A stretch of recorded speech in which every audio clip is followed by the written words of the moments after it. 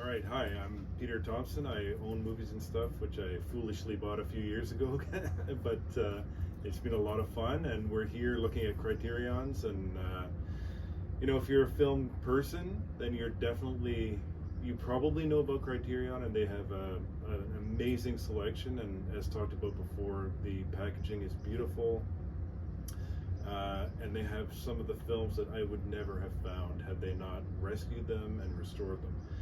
So I'll go to my first one. My first one is important to me because it was the first time that I can remember watching one of these movies. It might have been the first one I watched, period, and it blew me across the room. And I said, okay, if this is the kind of quality we can expect, then this is going to be huge. It's called Le Trou, The Hole, a French film based on a true story. You'll see one of the guys at the beginning who was actually involved in it, and I won't tell you a lot about it except that it's 4 guys in a prison cell who are digging a hole to try to escape, and everything's going fine until a 5th person is put into that cell. That's all I'm going to tell you.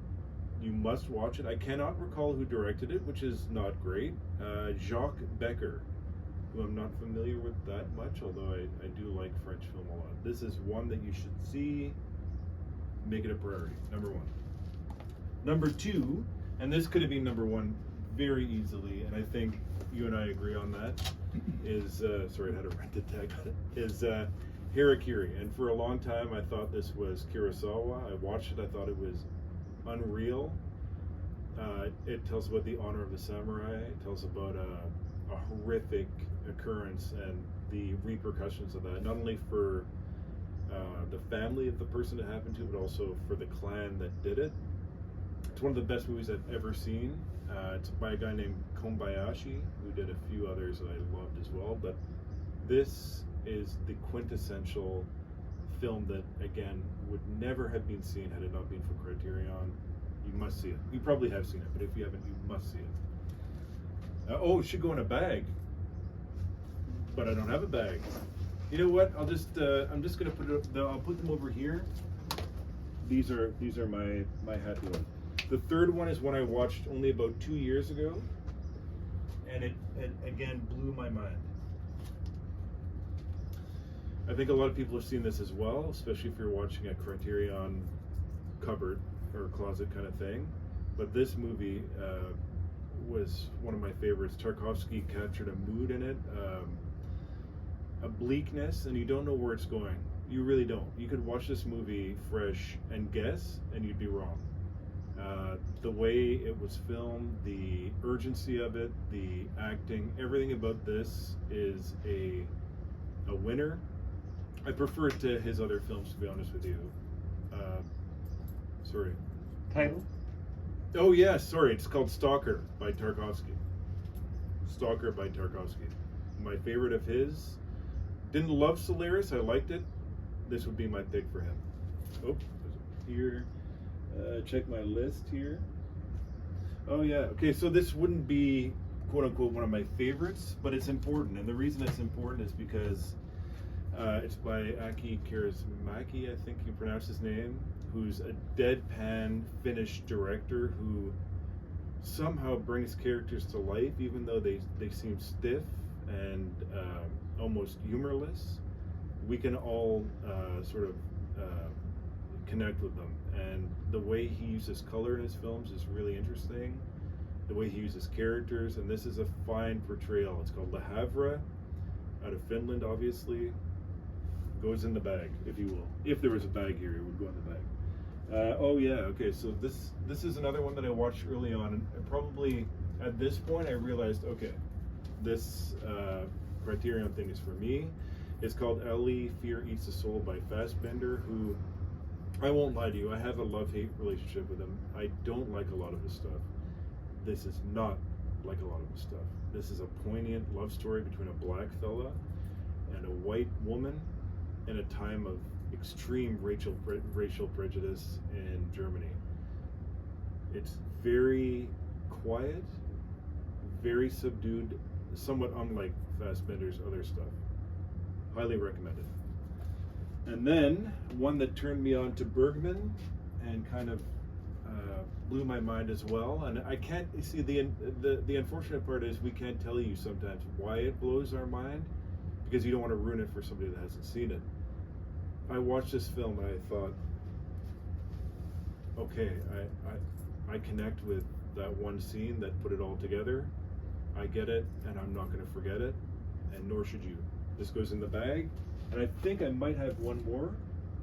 I have two more. I'm cheating. I feel like I'm cheating at this point, but it's part of the Criterion selection, so we're gonna pull it out. One of the most famous films in history. It's Polanski's Rosemary's Baby. I watched this first in university. I was 18, 19. I wanted to be scared. I wanted another Exorcist. I'd seen The Exorcist with my girlfriend. I had soiled my pants. I wanted another experience like that. I took this home. I sat alone. I watched it and I thought, well, that wasn't scary at all. Fast forward to a few years ago. I'm in my 40s. I watch it again. It gets a 10 out of 10. I don't give 10s often. In fact, I've probably given 10 to about 50 movies in my life, if that, and I've seen a lot of movies. This is the movie about a deal with the devil. And if you don't find that scary towards the end of this film, you should have your pulse checked. This goes in the bag. Finally, I'm going to pick a Kurosawa because he's amazing. If I can find it, it would be Wicked.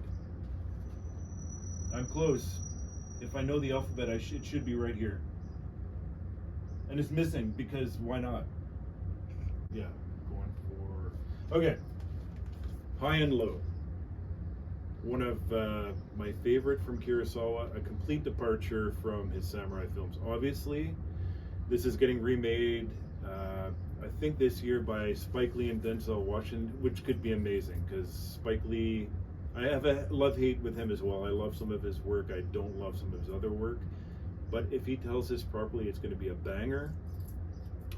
The story is basically there's been a kidnapping of a high-ranking exec's kid, that is. And then there's a huge plot twist in it. And again, I don't want to give it away in case anybody hasn't seen it. See Kurosawa's other stuff. I was going to pick The Hidden Fortress, which I couldn't find. I think I'd probably rented earlier. But it doesn't matter with Kurosawa. Watch them all. Seriously. In the bag. My final one was going to be... now, of course, I can't remember just for fun.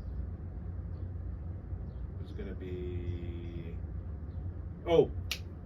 Yes. The best comedy, in my opinion, in there. Although, I did like some of the other choices made with Withnail and I. And Harold and Maude. But Modern Times by Chaplin. If you're going to watch this...